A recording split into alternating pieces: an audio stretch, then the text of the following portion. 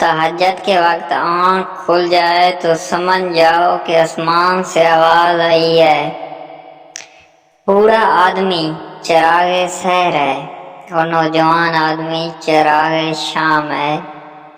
سمجھدار آدمی نقصان کو فائدے میں بدل دیتا ہے اور بے وقوف ایک مصیبت کو 2 مصیبتیں بنا دیتا ہے۔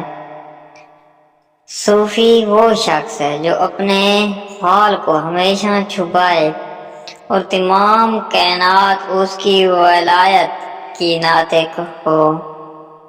کثرت کلام حسنات کو اس طرح چوس لیتی ہے جیسے زمین پانی کو جذب کر لیتی ہے۔ قناعت کا پھل راحت ہے، تواضع کا پھل محبت ہے اور تکبر کا پھل عداوت ہے۔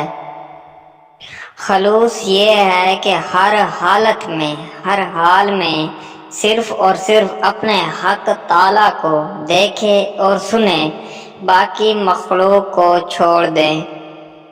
جس شخص کی عزت لوگوں میں زیادہ ہو اسے اپنے نفس کو حقارت سے دیکھنا چاہیے۔